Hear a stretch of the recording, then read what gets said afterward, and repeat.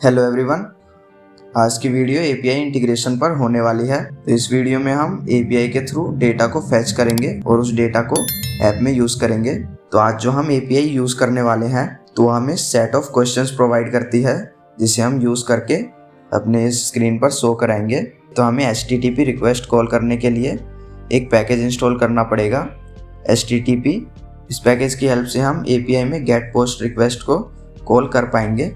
मैंने यहाँ पर एक एडिशनल पैकेज और इंस्टॉल करा हुआ है, फ्लटर टोस्ट, जिसकी हेल्प से हम फ्लोटिंग स्नैक बार शो कर सकते हैं। पैकेज इंस्टॉल करने के बाद हमें एपीआई चाहिए होगी जिससे कि हम डेटा को गेट कर सकें। तो उसके लिए यहाँ पर एक वेबसाइट है, ट्रिविया एपीआई, जो कि हमें सेट ऑफ क्वेश्चंस की एपीआई प्रोवाइड करती है। तो यहाँ पर आप नंबर ऑफ क्वेश्चंस सेलेक्ट कर सकते हैं। तो यहाँ मैक्स क्वेश्चन है 50, तो मैं 50 सेलेक्ट कर लेता हूँ।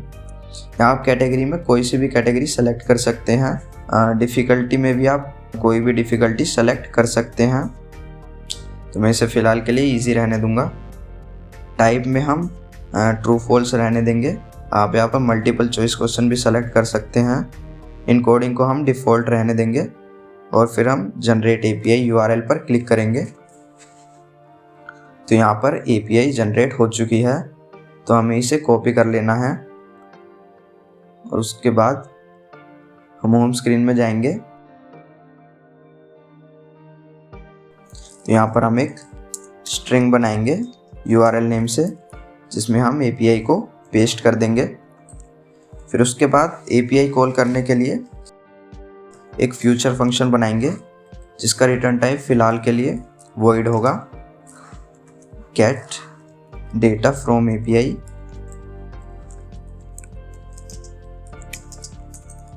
अब हमें HTTP का यूज़ करना है जिससे कि हम डेटा को गेट कर सकें।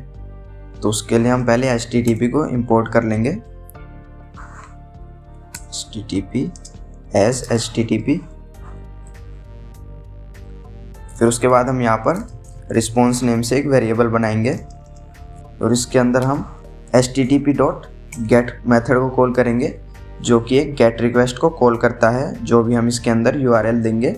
तो अब हमारे पास यहाँ पर मेन 4 तरह की रिक्वेस्ट होती हैं, गेट, पोस्ट, पुट और पैच। तो अब गेट रिक्वेस्ट से क्या होता है, हम जो यूआरएल पास करेंगे उसमें जो भी डेटा होगा वो हमें रिस्पॉन्स में मिल जाएगा। और पोस्ट मेथड में क्या होता है कि हम डेटा को डेटाबेस में सेट करते हैं एप्लीकेशन के थ्रू। पुट मेथड में क्या होता है कि जो हमारे पास एपीआई में पहले से डेटा होगा हम उसको रिप्लेस कर देते हैं पुट मेथड के थ्रू। और पैच मेथड में हम डेटा को अपडेट करते हैं, जो भी डेटा एपीआई में होगा।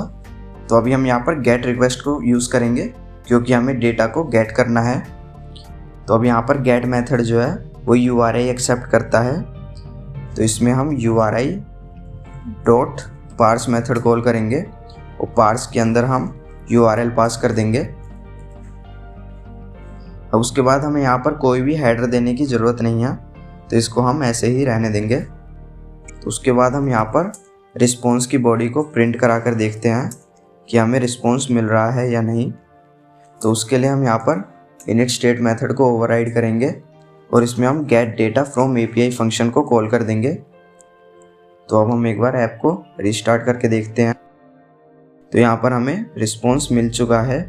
तो रिस्पॉन्स में हमें क्या क्या मिला है, तो सबसे पहले हमें रिस्पॉन्स कोड मिला है जो कि 0 है, और उसके बाद हमें एक रिजल्ट नेम से की मिली है जिसके अंदर एक पूरा एरे है क्वेश्चंस का। तो यहाँ पर हमें सबसे पहले कैटेगरी मिली है कि ये क्वेश्चन जो है वो किस कैटेगरी से है। तो ये क्वेश्चंस एंटरटेनमेंट कैटेगरी से है, वीडियो गेम्स।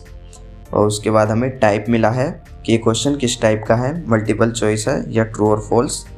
तो ये ट्रू और फॉल्स था, इसलिए हमें बूलियन मिला है। फिर उसके बाद हमें क्वेश्चन की डिफ़िकल्टी मिली है जो कि ईजी है। और उसके बाद हमें क्वेश्चन मिला है जो कि ये क्वेश्चन है। और उसके बाद हमें यहाँ पर एक करेक्ट आंसर पैरामीटर मिला है जो कि है ट्रू। इसका मतलब है इसका सही आंसर है ट्रू और इनकरेक्ट आंसर है फॉल्स। और उसके बाद हमें यहाँ से नेक्स्ट क्वेश्चन मिला है। तो इसी तरह से हमें रिस्पॉन्स मिलेगा। तो हमें यहाँ पर रिस्पॉन्स तो सही मिल रहा है। तो अब हम इस डेटा को स्ट्रक्चर करने के लिए एक मॉडल क्लास बना लेंगे। तो यहाँ पर हम एक quiz model dot dart name से फाइल बनाएंगे। तो इसके अंदर हम एक क्लास बना लेंगे क्विज मॉडल नेम से। तो हमें यहाँ पर डेटा तो काफ़ी सारा मिला है, पर हम इन सारे डेटा को यूज़ नहीं करने वाले हैं।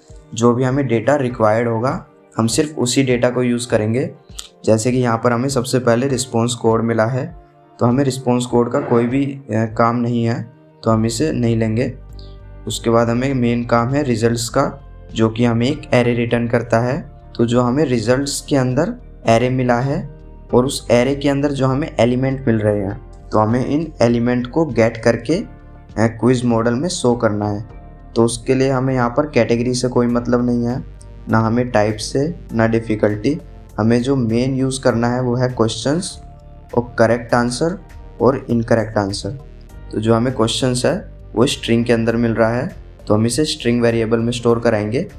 और जो हमें करेक्ट आंसर है वो भी हमें स्ट्रिंग में मिला है, ट्रू। और जो इनकरेक्ट आंसर है वो हमें लिस्ट ऑफ स्ट्रिंग में मिला है, तो हमें इन्हें भी सही से पार्स करके बनाना होगा। तो क्वेश्चन को सेव कराने के लिए हम एक स्ट्रिंग बना लेंगे जो कि लेट इनिशियलाइज्ड होगी क्वेश्चंस नेम से। और करेक्ट आंसर को स्टोर कराने के लिए भी हम एक वेरिएबल बना लेंगे करेक्ट आंसर। और इनकरेक्ट को भी स्टोर कराने के लिए हम एक इनकरेक्ट आंसर नेम से वेरिएबल बना लेंगे।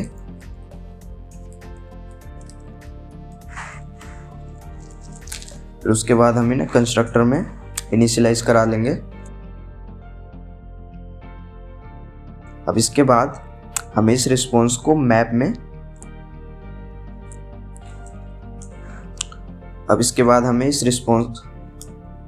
उसके बाद हमें जो रिस्पॉन्स मिला है वो हमें जेसन में मिला है। तो हम इस जेसन को क्विज मॉडल के अकॉर्डिंग पार्स करेंगे। तो उसके लिए हम क्विज मॉडल का रेफरेंस लेकर एक फ्रॉम जेसन फंक्शन बना लेंगे, जिसमें हम एक मैप एक्सेप्ट करेंगे स्ट्रिंग डायनेमिक टाइप का, डायनेमिक मैप। तो अब हमें जो रिस्पॉन्स में रिजल्ट की मिलेगी उसके अंदर हमें एरे मिलेगा। तो हम उस एरे के अंदर जो एलिमेंट मिलेंगे हम उसके अकॉर्डिंग क्विज मॉडल को बना रहे हैं। तो फिलहाल के लिए हम क्वेश्चंस को मैप के इक्वल कर देंगे। अब मैप के अंदर हमें क्वेश्चंस की डालनी है, जिससे कि हमें क्वेश्चंस मिल जाएंगे। और करेक्ट आंसर को हम मैप के अंदर जो हमें करेक्ट आंसर की मिलेगी उसके इक्वल कर देंगे। और इनकरेक्ट आंसर को जो हमें मैप से इनकरेक्ट आंसर की मिलेगी उसके इक्वल कर देंगे। तो यहाँ पर हमने क्विज मॉडल बना लिया है। तो उसके बाद हम क्या करेंगे, हम मेन डॉट डार्ट फाइल के अंदर जाएंगे। तो पहले मैं यहाँ से इस प्रिंट स्टेटमेंट को रिमूव कर देता हूँ। उसके बाद मैं यहाँ पर एक वेरिएबल बना लूँगा रिस्पॉन्स बॉडी नेम से, बॉडी। जो हमें API के थ्रू डेटा मिलता है वो हमें जेसन फॉर्मेट में मिलेगा, तो हम उसे डायरेक्ट यूज़ नहीं कर सकते हैं। तो उसको यूज़ करने के लिए हमें जेसन डॉट डिकोड फंक्शन का यूज़ करना होगा। अब डिकोड के अंदर हम रिस्पॉन्स डॉट बॉडी पास कर देंगे। तो अब यहाँ पर जो भी रिस्पॉन्स आएगा वो हमारे रिस्पॉन्स बॉडी वेरिएबल में सेव हो जाएगा। तो जो मेन यूज़ है वो हमें इस एरे का है, क्योंकि इसी के अंदर सारे क्वेश्चंस प्रेजेंट हैं। तो इस एरे को हम एक लिस्ट में सेव करा लेंगे। तो उसके लिए मैं एक लिस्ट बना लूँगा रिजल्ट्स नेम से। तो इसको हम इक्वल कर देंगे रिस्पॉन्स बॉडी के। तो अब रिस्पॉन्स बॉडी के अंदर हमें रिजल्ट्स की चाहिए, तो इसलिए हम यहाँ पर रिजल्ट्स पास कर देंगे। तो जिससे कि जो ये एरे है वो रिज़ल्ट के अंदर स्टोर हो चुका है। तो इसके बाद हम क्या करेंगे, एक लिस्ट बनाएंगे क्विज मॉडल नेम से, मॉडल इज इक्वल्स टू। तो यहाँ पर हम रिजल्ट्स डॉट मैप फंक्शन का यूज़ करेंगे। तो अभी मैप फंक्शन क्या करेगा, ये इस रिजल्ट्स लिस्ट के हर एक एलिमेंट को रिटर्न करेगा। तो हम उस एलिमेंट को quiz model dot from Jason function में पास कर देंगे। फिर उसके बाद हम डॉट टू लिस्ट फंक्शन को कॉल कर देंगे, जिससे इस सारे एलिमेंट मॉडल लिस्ट में सेव हो जाएंगे। तो अब यहाँ पे क्या हुआ है कि जो मैप फंक्शन है वो हमारे हर एक एलिमेंट को जब रिटर्न करेगा तो हम उस रिटर्न किए हुए एलिमेंट को quiz model dot from Jason function में पास करेंगे। तो अभी फ्रॉम जेसन फंक्शन एक मैप एक्सेप्ट करता है स्ट्रिंग डायनेमिक टाइप का। तो अब जो रिजल्ट लिस्ट में एलिमेंट कौन से होंगे जो कि इस एरे के अंदर होंगे।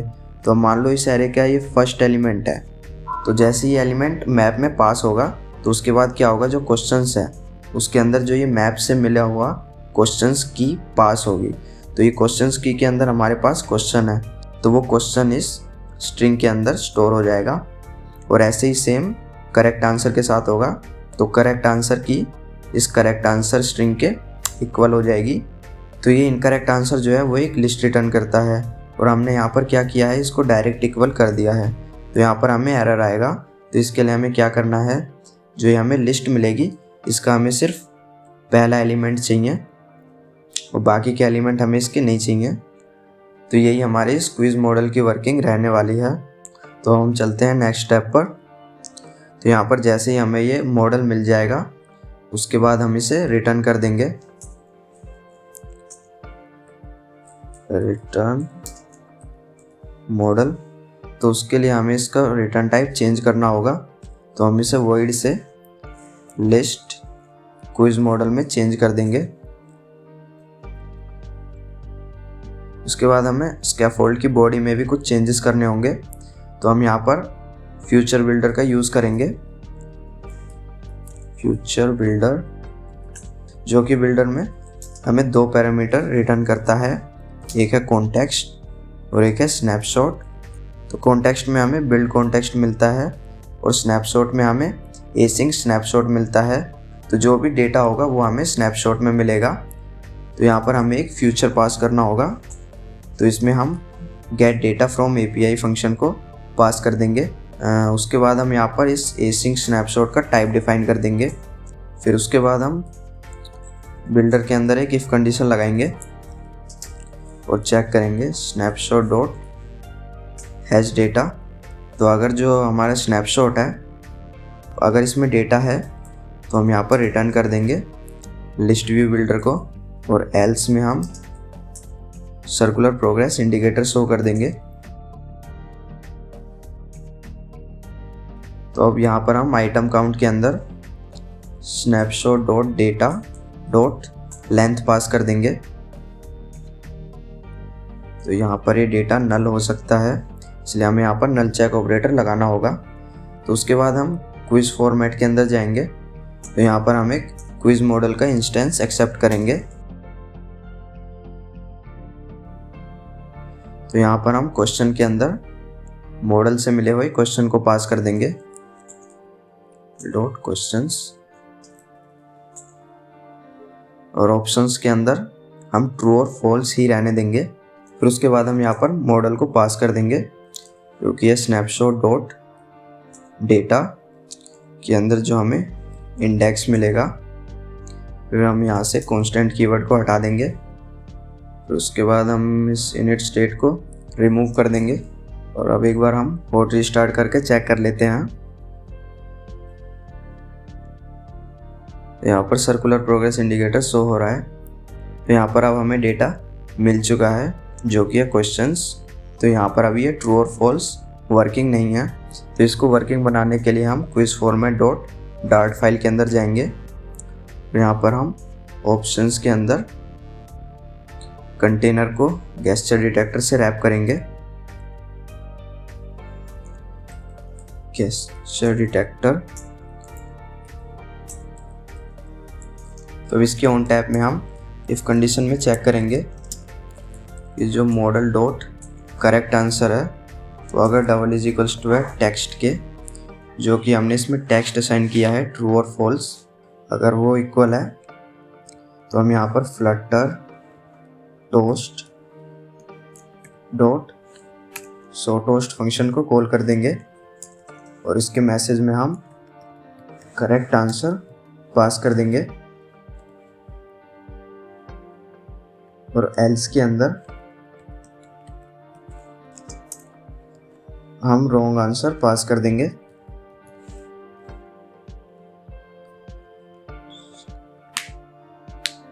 तो यहाँ पर हमें आंसर्स करेक्ट या रॉन्ग आंसर शो हो रहे हैं।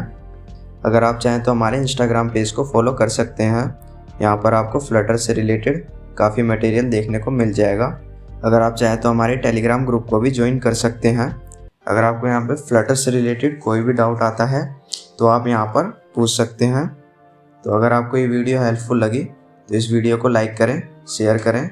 चैनल पर नए हैं तो चैनल को सब्सक्राइब करें। तो आज की वीडियो में इतना ही, मिलते हैं नेक्स्ट वीडियो में।